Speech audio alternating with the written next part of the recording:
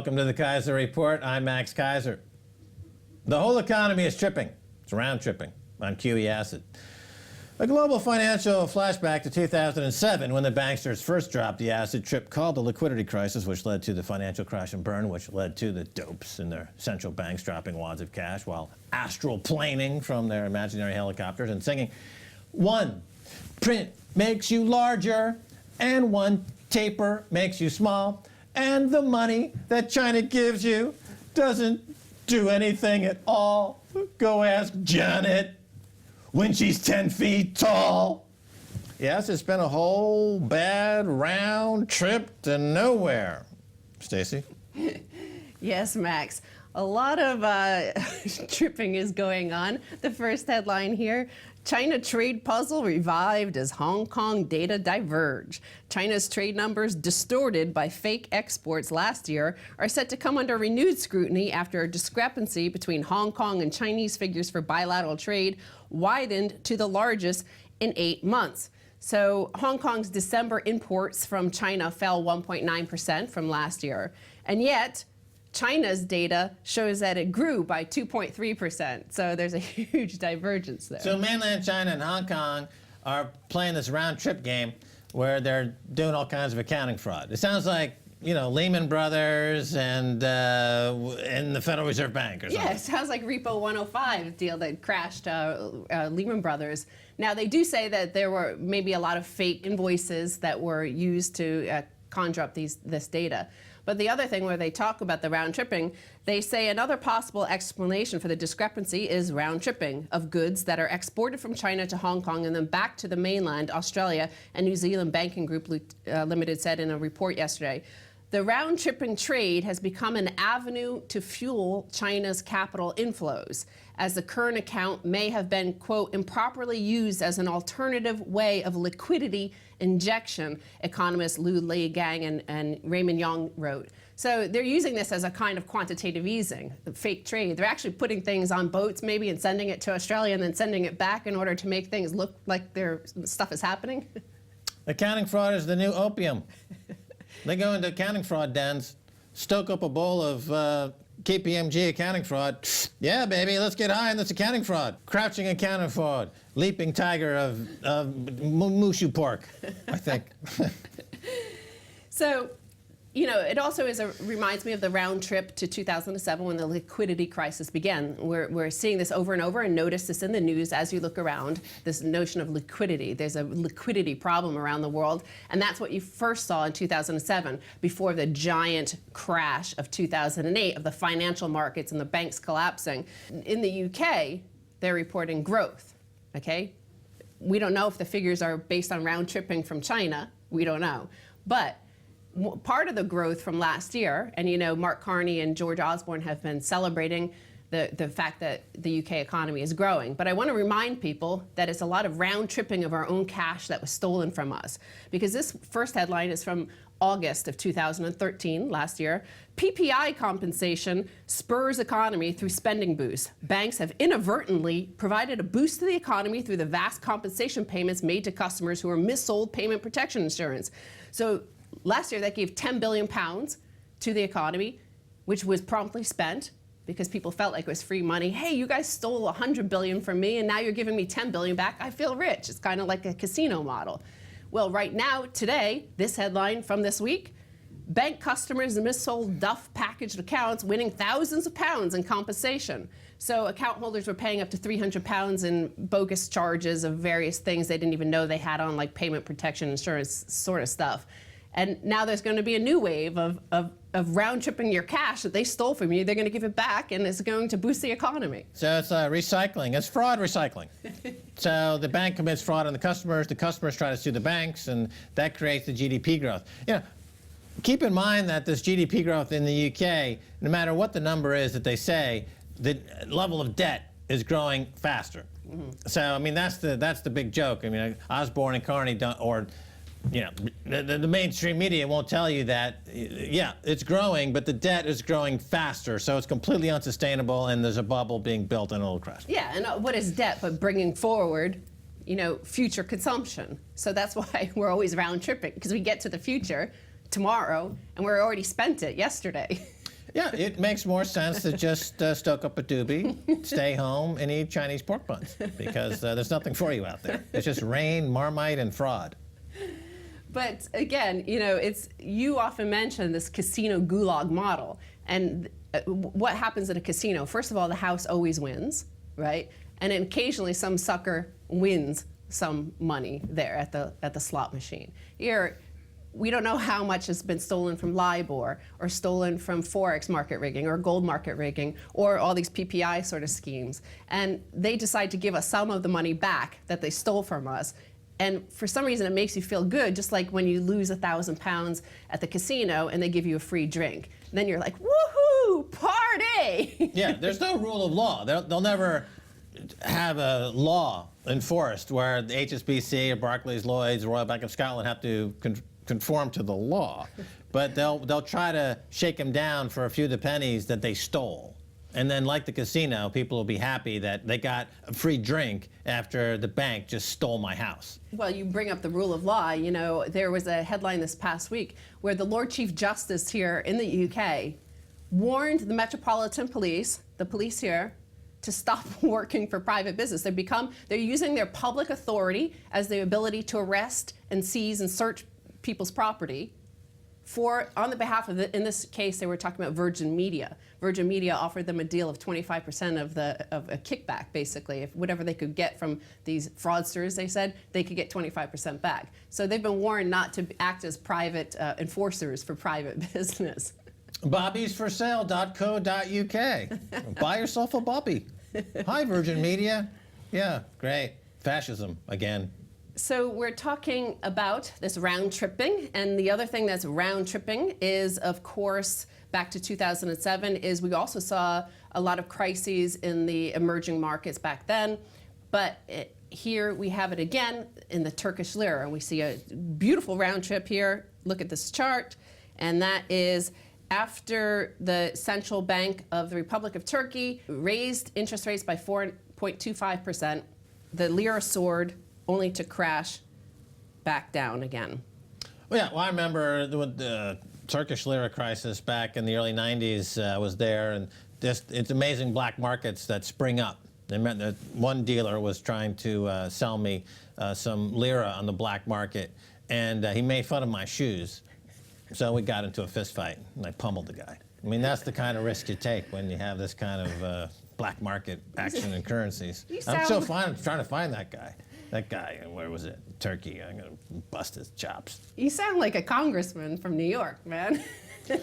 Well, it's a New York thing, isn't it? I mean, when you go to these countries, these black markets, whether it's in Turkey or Venezuela or these other countries that are being financially destroyed by America, you talk to these black market dealers, you got to give them the New York style, negotiating tactic, which is give me my money or I'm going to bust your chops. The problem with the Turkish lira is, first of all, Goldman Sachs said, though they raised rates by 425 basis points, the true effect is that they were only raising it to 225 basis points. So the markets quickly realized and they round-tripped back to where it was.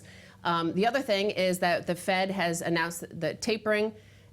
And of course, this is a round trip. The money, the free sloshing money of liquidity was sent out. It all went to the bankers, which then sent it to the emerging markets, Brazil, Latin America, Asia. So all the money went out that way, and now it's retreating, it's coming back, and that's what you see there. Now, another issue this past week has been the State of the Union address by Barack Obama, and he's mentioning inequality. Now, Sandeep Jaitley, who I follow on Twitter, tweeted out this interesting chart of income. So if you see here, you see wages as represented by the federal minimum wage in money terms has fallen from 1 gram per gold hour in 1970 to under 0.2 grams of gold per hour today. So it's been declining at 4% a year, and obviously you see your wages were nominally rising, but in gold terms they were always falling.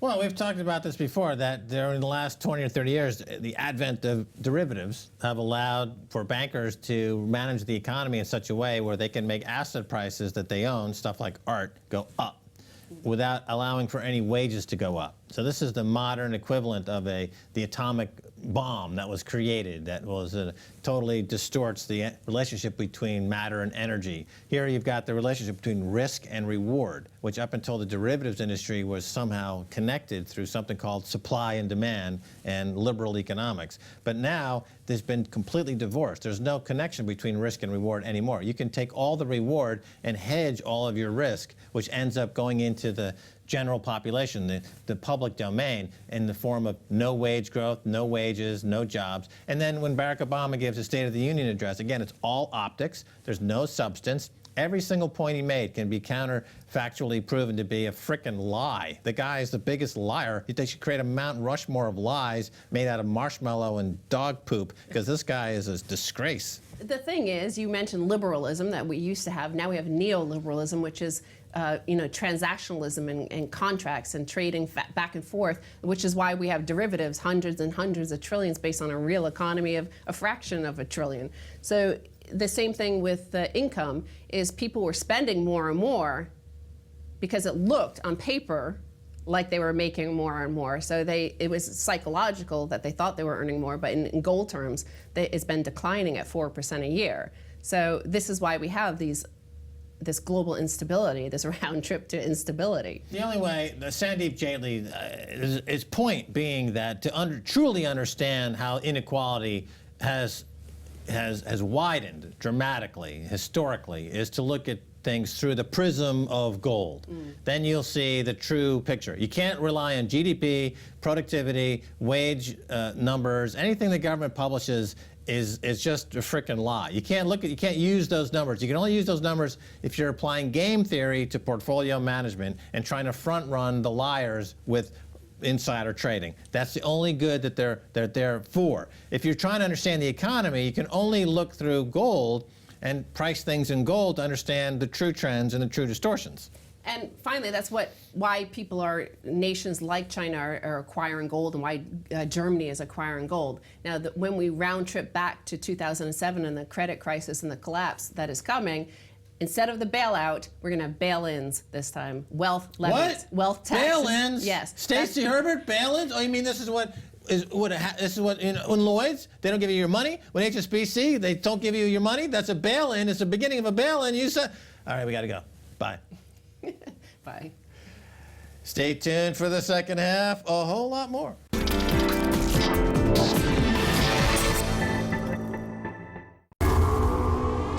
We made a perfect target to go after, and we really got caught in the politics of the left versus right. The left trying to go after George Bush and any of his policies. Unfortunately, we were a victim of those kind of plate tectonics grinding against each other. Right, but do you feel betrayed by your own government? That's what I'm asking. Having, building your business based on the merits, winning competitively bid contracts, performing well, doing 100,000 missions when no one under our care killed or injured, and then having it trashed because of politics. Yeah, that's you don't want to go through that again.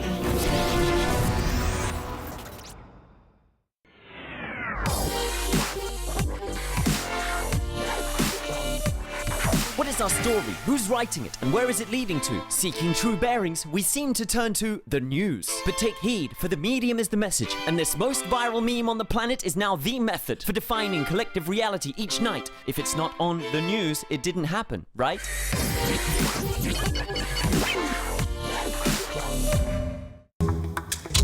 Do we speak your language? Want news, programs and documentaries in Arabic? It's all here on RT. Reporting from the world's hotspots, VIP interviews, intriguing stories. Are you here? Then try RT Arabic. To find out more, visit arabic.rt.com.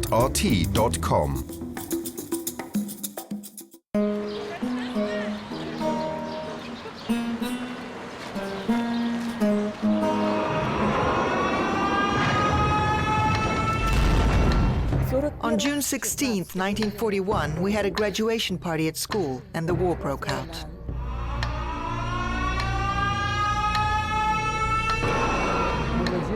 The shops were always full of goods. In September, Leningrad was blocked. One day, Mum went and saw that all the shelves were empty. In November, they bombed the Badaevsky warehouses. It was the main storage place for all the food in the city. People were eating the earth because it had small traces of sugar in it. I tried to eat it as well, but I couldn't. That night, there was incredibly heavy bombing. There was a direct hit on that very shelter, and everyone was buried underneath. All of them were dead.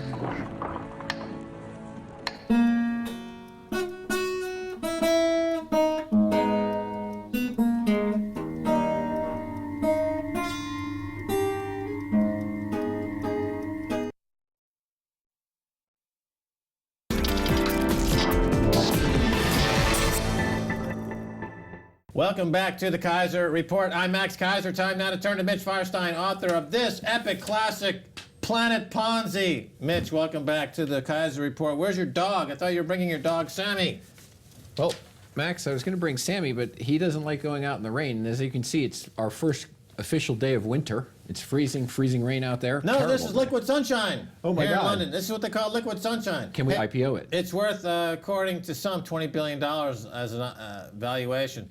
But let's talk about taper and more taper and lack of taper, and you can't Ponzi it. What's going on? Because the Fed has gone from $85 billion a month in quantitative easing to $75 billion, now $65 billion. They are tapering. They are tapering. We said you can't taper a Ponzi. They are tapering. What's going on? You can't taper a Ponzi, Max, but the numbers aren't what they appear. I think that if you're to go and look very carefully, the first amount was 95 billion, so it went to 85 and now to 75, if they're indeed tapering. But the lack of transparency out there is very difficult to tell what they were doing. The rest of the world's having effect. The emerging markets are the currencies, and these emerging markets like the South African rand, the Russian ruble, Argentina, Turkey, it's all collapsing. I think that there has been an ongoing currency war that started in 2011 when the Fed, the ECB, and the Bank of England decided to have this lax money policy. They flooded the world with about $70 trillion.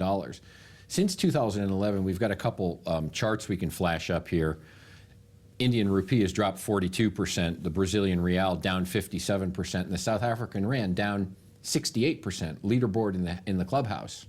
So, you've seen this in a lot of these markets now. People are just starting to talk about Turkey and Argentina ready to default again. I don't know if that's going to be number 5 or number 6. Maybe since 2001, I think was the last time Argentina defaulted. But this is all unintended consequences of money printing.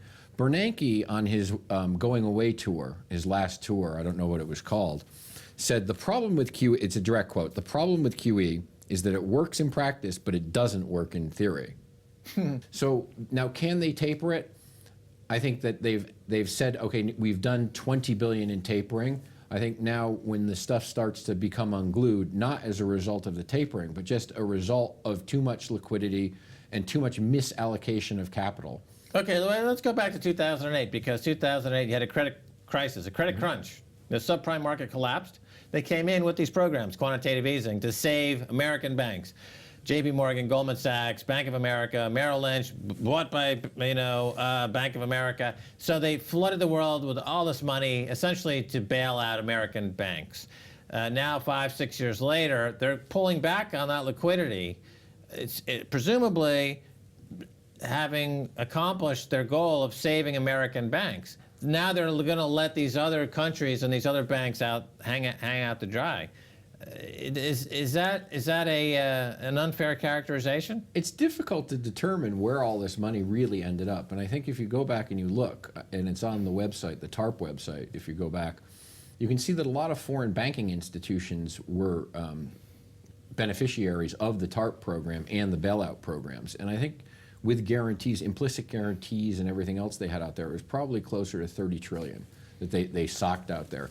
Now, you had, President Obama did his State of the Union address where he said, and I'll quote, "Here are the results of our efforts. Lowest unemployment in 5 years, a rebounding housing market, and 8 million jobs created, and our deficits were cut by more than half.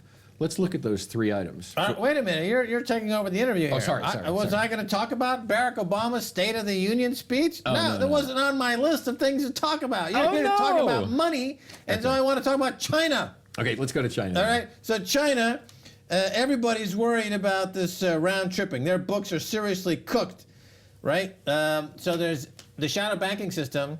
Let's focus on this whole quantitative easing and the bailouts and the money and the liquefaction, because China was growing at these extraordinary amounts, but their shadow banking system grew even more robustly. And now they've got some genuine credit crunch crisis happening potentially in China. So again, this is a result of this tapering idea. Is this China mirage now about to implode?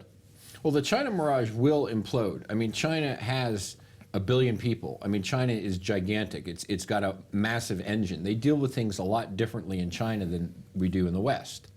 So, as you saw this morning, the HSBC PMI came out for the first time under 60. It showed a contraction in business, which is fairly bearish. In China? Now, yeah, that's right. The Chinese GDP PMI came out this morning.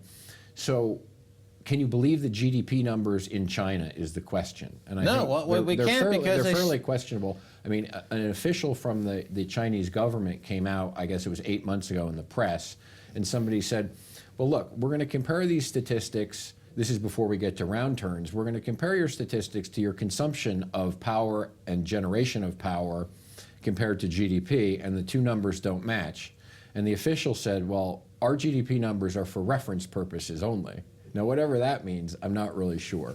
So the round turning with the Hong Kong customs, I'm sure it's probably going on. Yeah, round tripping in the Hong Kong customs. So to break that down a little bit. So in other words, they are reporting on these numbers erroneously, fallaciously, because they're double accounting and double tripping, and they're not really.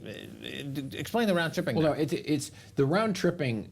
Basically, from what my understanding of it is the difference between what China is reporting as an export and Hong Kong is reporting as an import, and then they try to reconcile the two, and it goes back to China. So, I mean, it's the same thing that's going on in Greece starting next October, where they've changed the methodology of the way they're going to calculate GDP. So you're going to see, as a result, you're going to see their GDP boosted by 3%. Now, they're just magicking the numbers. They did the GDP numbers. They changed the basis for calculation in the United States. That's why I was going to talk a little bit about the way that unemployment is calculated and how that skews the market. Because the politicians will come out and tell you, oh, well, unemployment is getting much better. It's improving. But they're not including what they do is once you're done with your benefits and you drop off the payrolls, it's not that you're counted as unemployed. You just don't exist any longer. The employment picture got a lot brighter in the UK, as you know, and everybody was crowing about the numbers, Mark Carney included, was crowing about the employment numbers, and he's changed his strategy in terms of raising interest rates. He said, well, that forward guidance is out the window. So he's come up with a bunch of the other terms that he has, like escape velocity, which is a meaningless term. So if you look at the 7.1% number in the UK, out of the jobs that were created in 2013 in the first quarter, 33 1/3%, 1/3 of them were created in the property markets. And for the entire year, I think 1 in 5 was created as a result of the property bubble markets. So these are in real estate. Now, I think there's over close to 550,000 people employed in that sector. So that has to have spun off some sort of revenues. But we're not generating the type of growth or the quality type of jobs, and part-time jobs don't count to buy these massive million-pound flats that are being built everywhere. Creation, 1/3 of these new jobs are in the real estate sector, realtors selling properties to other realtors that are pumped up by Osborne's Help to Buy scheme. Yeah, so this is essentially financial masturbation. Right. So they're reporting on financial masturbation, and they're saying, look, our economy is growing. They're not pointing out the fact that it's this self-feeding Mobius strip of fraud. It's a Ponzi scheme. In this Ponzi scheme, otherwise known as a... but I want to get into the whole big picture here because 2008 credit crisis. They flood the world with liquidity to bail out the zombie banks, and they still do so. Now in the U.S., I believe they feel that these banks are safely reliquefied. They're pulling back. these other countries are seeing their currencies collapse because they're taking away the punch bowl effectively, because if the Fed is really the global central bank. In defense, they're raising those interest rates. So Turkey's raising rates, and these other countries are raising their rates, which of course is the death knell for all the real estate speculation that's going on. Which brings us to these two other economies, the UK and the US. So let's look at the UK for a second.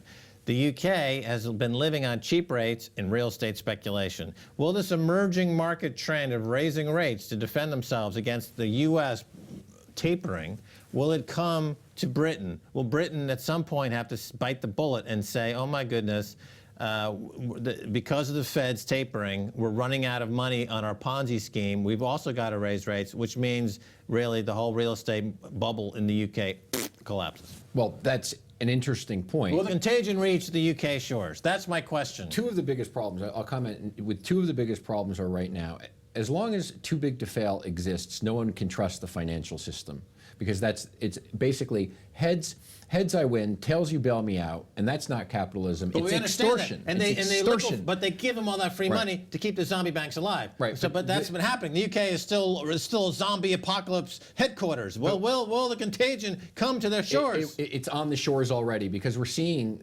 being on the beach and being violating the Capitol is two different things. But it's here. Look at that building that's going up with million-pound flats. What's happening now in the markets, as I can see, is you've got a tulip mania.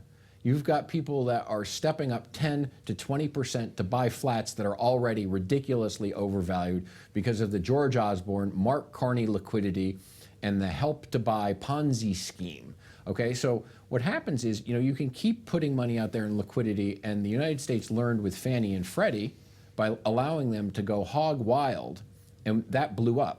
Now, President Obama, getting back to that for a quick second, said the real estate market's recovering. But if you look at who the buyers really are, what you've got are a lot of hedge funds, and you've got a lot of banks that are buying, bank-funded entities that are buying single-family homes to rent them out. So it's turned into more of a marketing, the next best investment. And Goldman just came out with a securitized program to sell bonds on these, which we've seen something like this before, when it blew up the first time, like Timberwolf and the other subprime investments. I mean, this is just the same stuff recycled, because the market has a very short life. Look, it doesn't hurt America's foreign policies if Latin American countries go belly up due to tapering, because they were very upset when the U.S. invaded Iraq. They took their eye off the ball, and Venezuela and all these Argentina and these other banana republics that they've been manipulating for decades. Now with tapering, these currencies are crashing, so it opens up the possibility of CIA, get on the airplane, go over there, Venezuela, once again, they run the show. So isn't this part and parcel of their kind of a global geopolitical strategy, this whole idea, well, we're just going to bankrupt these countries again, as we've done in the 50s and 60s and 70s.